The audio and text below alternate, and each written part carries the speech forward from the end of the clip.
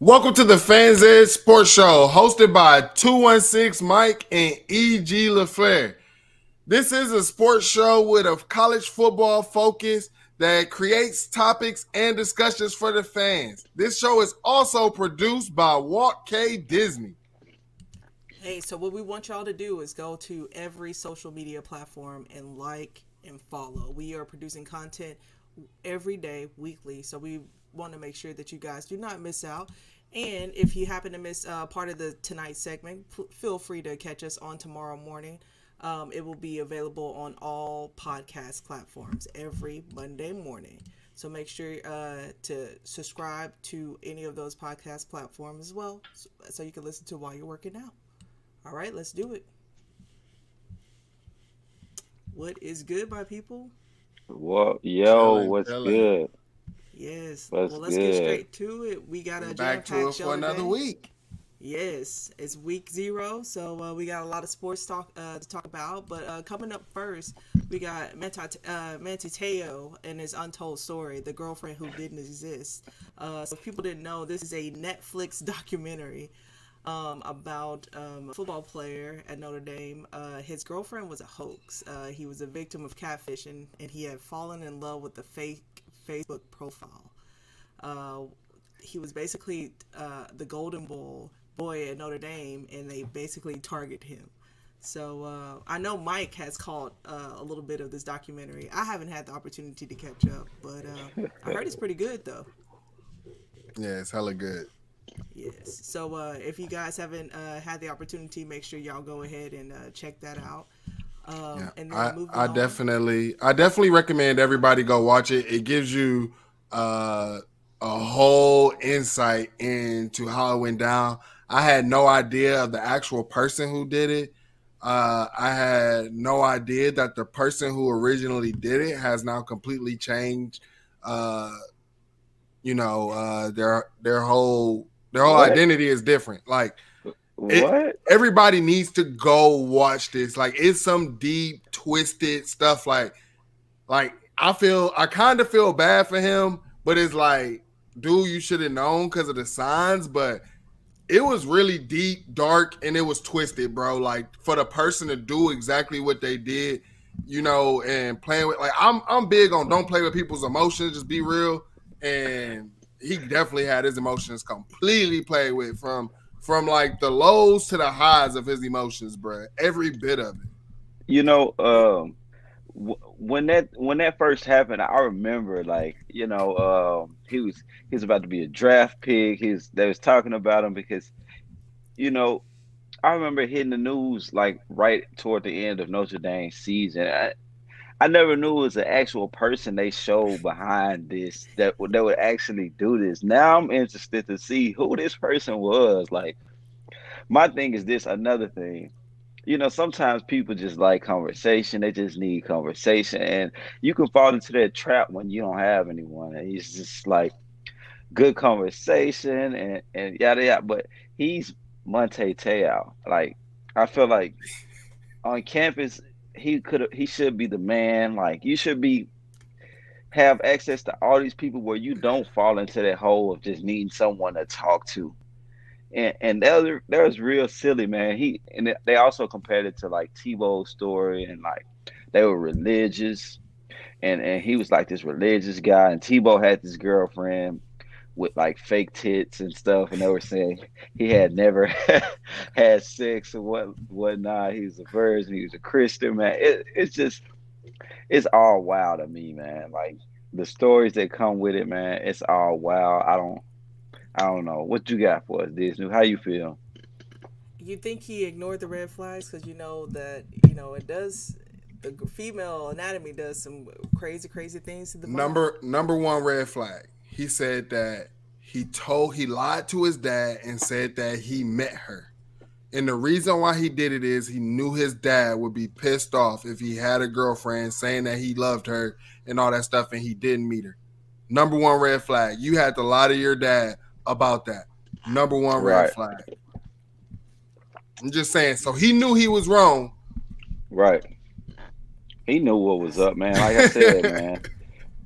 What wasn't he one of those religious guys that Very, very. you He know talked about, he bro, he like, didn't he didn't need the physical touch of a relationship. He didn't need that because as far as religion go, they're not married, they can't do much. So it was just conversation, you know, and I guess he fell for that trap. I mean, me, I got to see my lady. I got to be with you. I got to vibe with you. I got to know your personality. I got to touch you, everything. But some people maybe wired different. I don't know where Monte Te'o is originally from. Is he Hawaiian or yeah, he's originally Samoan? Yeah. from Hawaii, and Okay, they went about the whole background of his culture. right. I About like remember. is honestly, like, that's why I say, like, I don't want to give too many nuggets away, but like it's very in depth for what they did. It was a 2-part series because they really wanted you to know like his story, how he was, how he grew up, everything, and how it all transpired, bro. Gotta That's don't be wild. on your phone. Like, actually pay attention if you really want to know it. Like, it's really good because I had to put my phone down. Definitely send me that link, man. Send me that Yes. link. If y'all haven't tuned in, make sure y'all do. Let's move on before we get into some more spoiler alerts.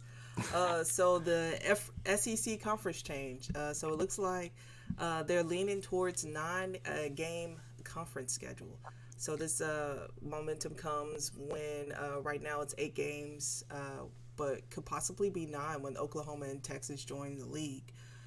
So this past week, the athletic director held their regular scheduled meeting, and they mentioned that they could ultimately land a non-conference game with the 3-6 format. With the new scheduling model, they mentioned that going to 9 games not only adds value for TV, but also protects the season ticket sales and donations and college football playoff access for more teams. It could also increase the rivalry games. So I kind of like this new format. EG, what you thinking? Um, I kind of like it. Like we mentioned, we talked about it before the show, and I like the fact that you can maybe add another rivalry there. I really like that because you don't have to choose, you know, the teams you want to play against. You can't really choose, but like the thing you said, it could be another rivalry created somewhere down the line. But also in the SEC, man, I feel like if you're in the SEC West, you play most of the tough teams. So if you add another conference team, how bad could it be? I don't feel like you're playing a opponent that's that tough because you play most of the toughest opponents. And I'm pretty sure we're not going to add a team as an Arkansas fan. We wouldn't add Georgia to our list, but we'll go grab a Kentucky or Vanderbilt and make it some type of rivalry. I mean, maybe it could do something. I know we're adding Texas to our schedule. Maybe we add Oklahoma too. It might be a good thing. Yeah, speaking of which, Oklahoma and Arkansas, they have the Crimson and Red game that the basketball team plays. So if when we do add Oklahoma into the SEC, it's a possibility that that could happen. Mike, I know you're familiar with a little bit of the non-conference game, so Yeah, I mean, I think it's about time. Majority of everybody is playing non-conference games. And it's something that I'm here for. I want to see the SEC do it. I mean, you take away one of those cupcakes out of there, and you add a conference game. Let's see how those standings start looking. Do those standings still stay the same and things like that? I think that this is a true test.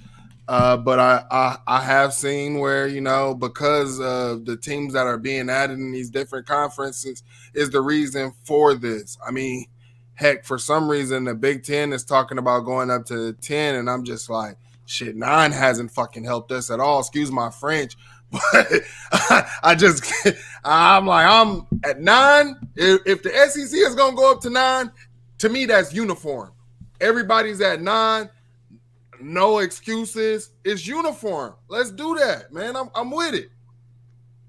My thing again, Mike, like I said, what would be the it wouldn't be much different than if we played Vanderbilt or Fresno State or I mean, what's the difference? I count those games as I would count that as a win as well. So It's I don't not. know. It's not about that. It's like if you add that ninth game, you might not just get a, maybe one year you have, you normally would play Bama on your schedule. Maybe one year, you'd have Georgia on your schedule. Well, now there could be a year where you don't just have one of those. You have both of those on your schedule. I understand you might be thinking of it from like, adding or having to play one of the smaller SEC schools, but think about when instead of you just getting, a couple of, the Bama's, Georgia's, or Texas A&M, like now you getting like multiples of those. So that's the part that I'm talking about on the part of the schedule that it could change, because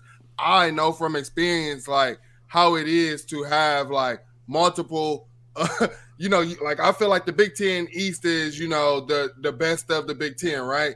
But then when you start adding teams who are top ranked like freaking Wisconsin on top of the schedule that we have, like it makes it harder. So, and then Tennessee's coming up too. So, I would like to play those teams, and we do rotate them in, but on a more normal basis, I would like to play those teams. I wouldn't like to play Georgia every year, but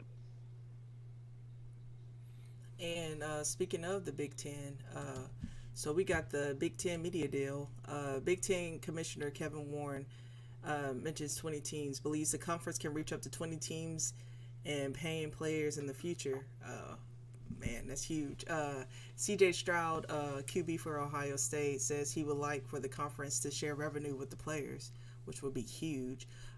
One of the example on TV revenue shares, each Big Ten school scheduled to make around $100 million per year. Crazy. Ohio State has over 1,200 student athletes. If they shared 25% evenly to all of those 1,203 athletes, that would be around $20K an athlete. So, Mike, what's your thoughts on that? That's huge. Man, I love it. The Big Ten inking this $7 billion deal, and I think it's worth it, man. One thing in the deal, apparently that's in the deal is that the Big Ten is not done expanding. So you're talking about this money potentially, going up, not from just $7 billion. Now the deal is finalized with the three networks: NBC, SBC, and Fox. And I mean, obviously, we know it's gonna the expanding isn't done. Some people are thinking like, hey, it could be happening next year. Maybe it could. Maybe it won't. Honestly, I think that we could possibly be like 3 or 5 years before we possibly see another expansion. But what CJ Stroud said, he won't be able to see that revenue share. But I mean, think about this: if you're 12, you're talking about 1,203 students, even the golf players, right? Revenue share evenly. You're telling me all of those get 20K? I'm happy with it. How could you not be satisfied with it? From going to nothing to know exactly, as soon as you step on campus, you're getting a paycheck now as an athlete. yeah, I Right. like that. And also with this new deal that the Big Ten landed, I think that leaves room for expansion. I mean, why wouldn't a team want to come over there? That's money to be made. And like the CJ Stroud said, the players should be more involved in the money that the TV is bringing in, and that will make teams want to come to the Big Ten. I think they do expand more. My thing is those conferences that have not landed these deals. What's next? Like what's next? Like I just don't understand why someone would go to the Pac-12 if I'm guaranteed to get 20K just playing in the Big Ten. I just don't. They go to them, those the group of five schools now. Right, You thought you had your Division 1 offer. That ain't really, right, it's not that true Division 1 offer like you thought it was anymore. You know? absolutely. And this media deal definitely makes the schools that are in those conferences way more competitive. Um, so moving on, it looks like Texas has named their starting QB, Quinn Ayers, the red shirt freshman transfer from Ohio State. He won the job over sophomore Hudson Card, which I think is pretty interesting because this past week, Coach really didn't really seem like he was leaning one way or the other. and he said he wanted the guys to compete it out. So I'm just trying to figure out what exactly did Quinn Ewers do differently and stand out over that Hudson Card. So Mike, what you got? Let's go. Well, EG got Oh, it. EG. I know EG, Mike has go something ahead, to EG. say about Ewers. I know you he you do. know I'm the you same know vibe. last week we discussed this, and I said last week that it's just to keep the QB's head on the swivel. I always thought Quinn would win the starting job. I always thought it was his.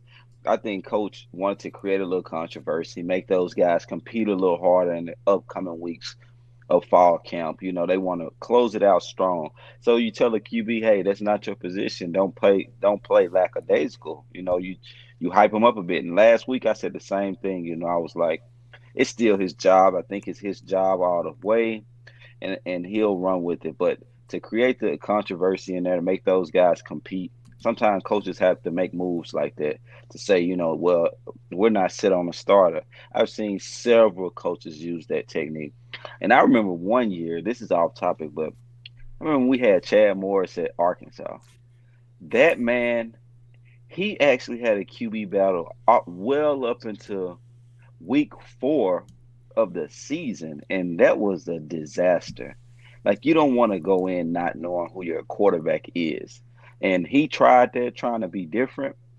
And man, we were 2-10 that season. And KJ Jefferson was the best quarterback on that roster. yeah, but And this he was couldn't. this was Yeah, when KJ was a freshman, true freshman. and still was the And best player on that roster. and absolutely, he looked like he would have been better than those guys as a freshman. It was such a Yeah, disaster Chad Morris season, is not but a quarterback developer. we did have a quarterback transfer to southeastern Louisiana. His name, what was his name? Tall guy. I can't think of his name right off the back of my head, but he went and set some records in another conference. So sometimes you don't know what the problem is. Like, You're it talking a might have step just been down from Chad Morris. competition. True, but go ahead, Mike. How do you feel about You Quinn talk about Ewers? the SEC and the Southland Conference, bruh. Yeah, that is true, but That's too different. you can see Shit. a guy's talent.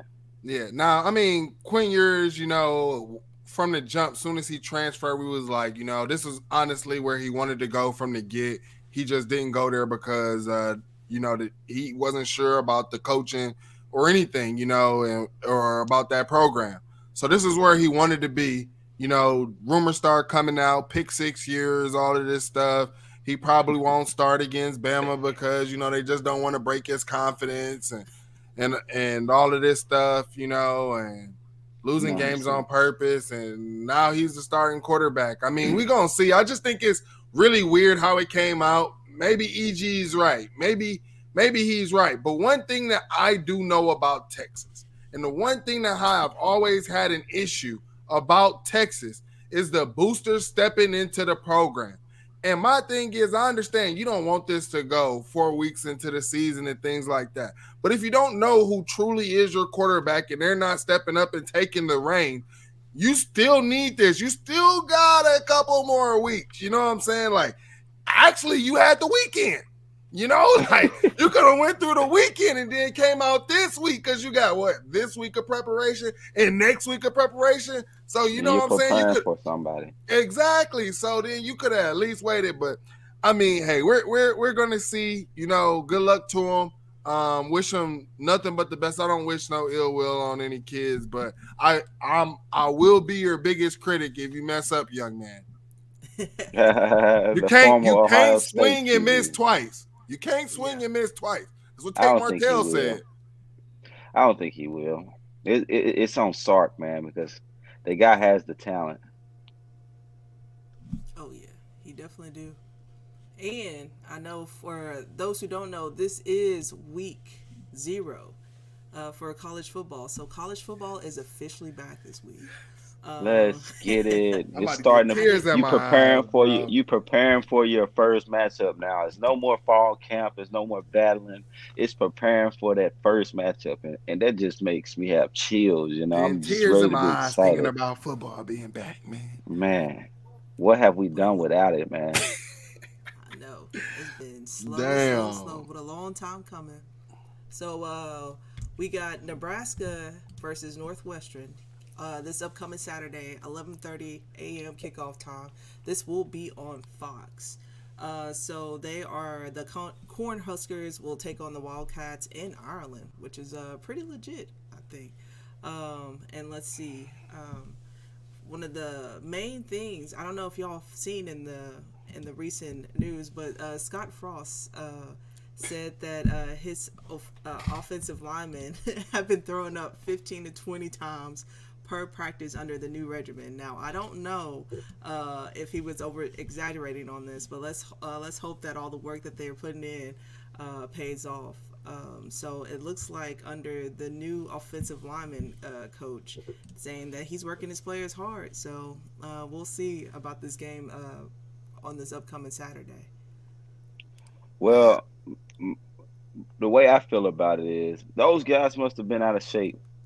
You know, they were just out of shape. They went so long and not being in shape. And everyone conditions differently. I remember my coach just a few days ago, my head coach of the Arkansas Razorbacks, he said, we don't do the running after practice. We condition during practice. You run to every drill, run to every station. Everyone conditions differently. I also can remember when I was in high school and I was a track athlete, it was normal for us to see someone throwing up out there, and football is not track. That's crazy that, those guys are out there throwing up. I can imagine that's some tough conditioning. I hope it pay off for Scott Frost. I know he was a highly touted coach, is the next one to be a big name coach, and I hope it works out for him, man. You running those big guys up. I'm all for conditioning, man. I can't say I'm against it. I'm all for conditioning. I just feel like they were out of shape or something. Yeah, I mean, if he was saying this during the spring, Right. that's one thing. If he was saying this during summer conditioning before the strength and conditioning coach passes the team on to the head coach, I could understand that. But to me, if your guys are throwing up in practice, that just tells me you're supposed to be an elite program. You're supposed to be Nebraska. You're supposed to be one of the founding blue bloods in college football. From everything that you did in the Big 12. You're supposed to be an elite program. The donors, the boosters, all of that. That does not sound right. I'd be damned if I hear Ohio State is throwing up and guys are like, we just heard it. What was it, last week or 2 weeks ago? Freaking Marcus Freeman was telling him that guys need to be able to make themselves available and couldn't make it through a full practice. That's BS. Yeah. You're supposed to be a top team? That's BS. You got to be in shape. I got to find me a new strength coach. Right. You got to be in shape, man. That's the most important thing. These guys are in the best shape of their life, man, when you playing on Saturdays. You got to be in shape, man. But I am looking forward to Northwestern and Nebraska. It's going to be in Dublin, Ireland. And I'll let you go and then I'll finish. I don't care if Shallow Christian State was playing. I'm ready for the football, man. I'm ready for football. I'm ready. You know what I mean? I'm tuned in. Tuned in. Well, I mean, you got Austin P versus Western Kentucky. I'm going to be watching all of them. Anybody who know how Michael watch football, I'm watching all of them. So, but yeah, these are two teams. Nebraska just, honestly, I can sit here and say Nebraska was beating themselves last year. You're talking about multiple games losing to a combined 7 points.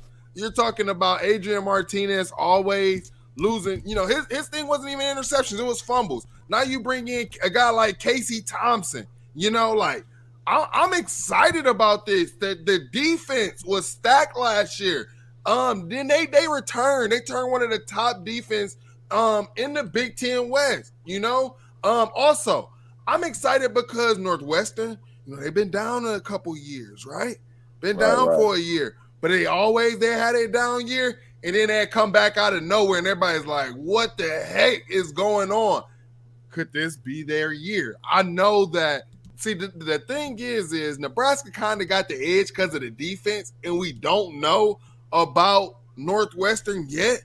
And where this Northwestern team is ranking preseason and in certain categories. But one thing that we know about Pat Fitzgerald as a head coach is he's the developer, and he develops them players, man.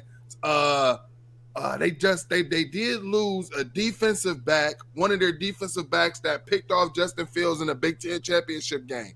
Like they developed some guys, man. I'm excited about this game, man. Is there anything that you guys are looking forward to in this game? Man, I just want to see football. Like you said though, Nebraska, their team, they can have a lot of potential, And Northwestern, they always surprise people. I remember that one year Northwestern had that running back.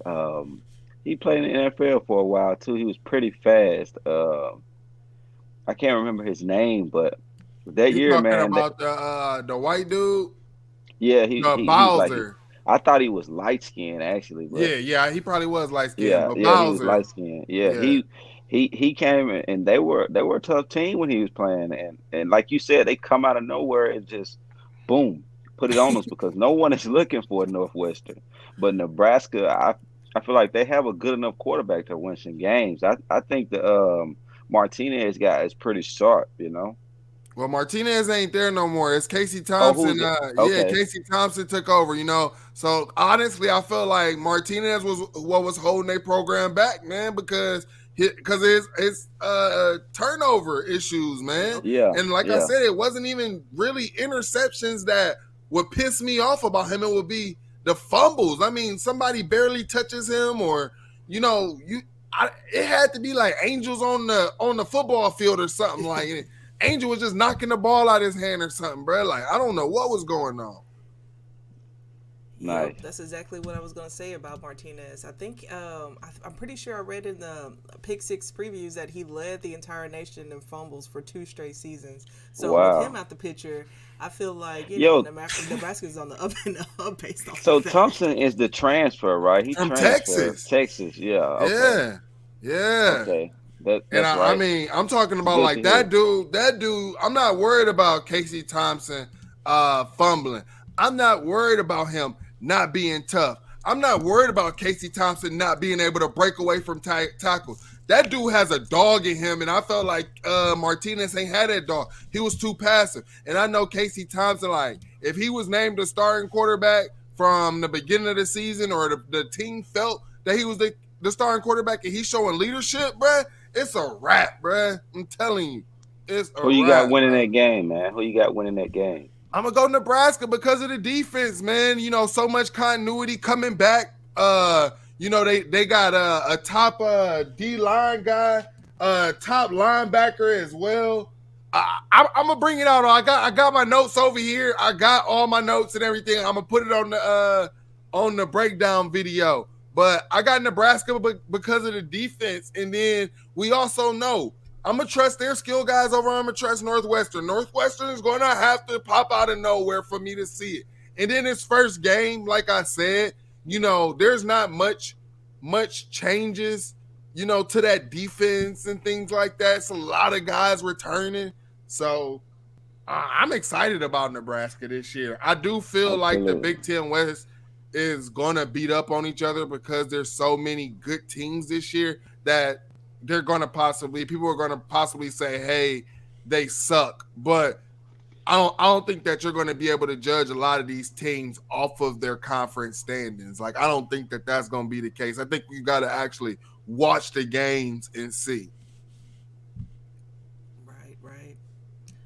And another noticeable game or a game to watch. We got Florida A&M taking at North Carolina this upcoming Saturday at 7:15 Central on the ACC network. So we got HBCU taking on the Tar Heels, and as of now, UNC has not announced a QB. So there is a quarterback battle going on for the Tar Heels. It looks like the redshirt freshman Drake May versus redshirt sophomore Jacoby Criswell.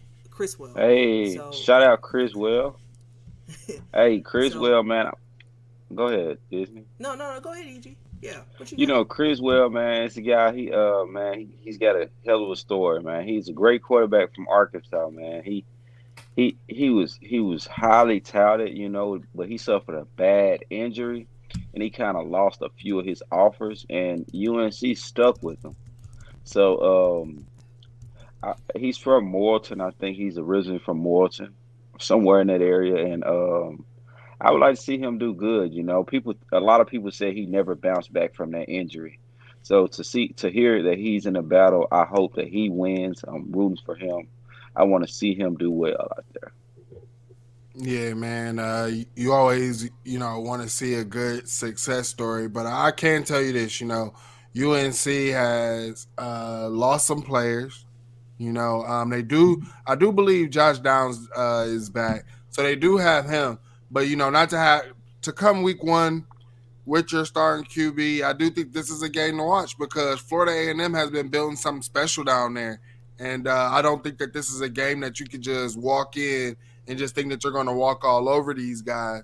You know, uh, like we said, it's okay as long as there's a starter named by this week. UNC should be fine. What Right, Mac Brown right. has been doing with that program. They should be up for this game, but these HBCU programs have been slowly building something, man, and I do think that soon these programs will be able to rival some of these teams. And the reason why I say this is like when these programs that don't get into a conference like the SEC or the Big Ten, you will start seeing these HBCUs catch up with those type of programs. Just watch. Absolutely. And when an HBCU team, when they're older, they could be deadly.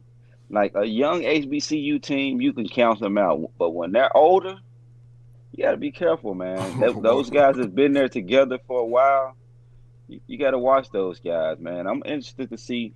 It's at least three HBCUs that I want to watch this year. Of course, the Sanders. I want to see what those guys do, man, because I want to see Travis Hunter out there, man. Both sides of the ball, kick return, punt return. I want to see it all, man. So I'm gonna be watching HBCU this season a lot.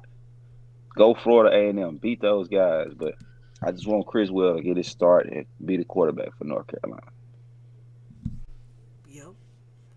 And then just to let you a little background information, Florida A&M, they did cancel their 2020 season, so this will be, due to COVID. So this will be a huge season for them. They did have a string of success in 2019. They were 9-2 before they canceled the season. So That's a long off 2020 is Okay. season. That's a yeah. long So off this is season right there. yeah. So I'm sure they all ready to get back on the They field. building something special down there, man. And I'm pretty sure you didn't lose a lot of players because you get players come back because of that COVID year. So I'm pretty sure they are a mature team.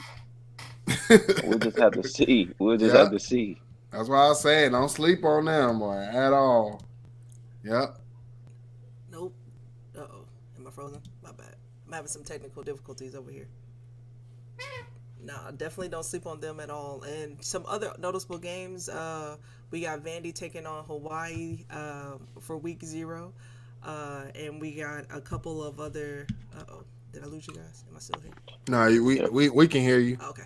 we can Okay, hear my you. Yeah. bad. I'm frozen on my side. And we got UConn taking on Utah State, Nevada versus New Mexico State. So it's about to be a crazy week 0. Look, we ready for this upcoming season, and college football is officially back. And then with that, I don't have any much else to say. Do you guys got anything else for us? Hey man, No, let's go football. I'm let's happy to be go. back. This is where you want to be for the college football season. Things about to pop the fudge off, bruh. Things about to pop off here at the Fans Edge, man. Like we getting hyped. You gonna have more debates. You got a little taste of it between me and EG talking the SEC schedule and Big Ten schedule. But we about to get into the nitty gritty. Next week, previewing the show, we're going to be talking about our conference, who we think is going to come out on top in each conference. We're going to be talking about that. We're going to be previewing who we think our best players are. You know, I'm about to tell EG the SEC ain't shit. So stay tuned, everybody. Hey, Hey, man, this is the place to be, like Mike said, man. It only gets better during the season. You know, it was a long summer, man. We had to put together some debates, and we're just tired of debating right now. We're ready to see the on the field action so we can bring those things to light and elaborate on those things, man. Make sure during the season you checking us out at the Fans Edge. like EG said, we are on all social media platforms, so make sure you check us out. Make sure if you're not following, go ahead and drop us a follow now. And if you missed parts of tonight's episode, feel free to catch us tomorrow morning on all streaming podcast platforms. And with that, the Fans Edge, we are out.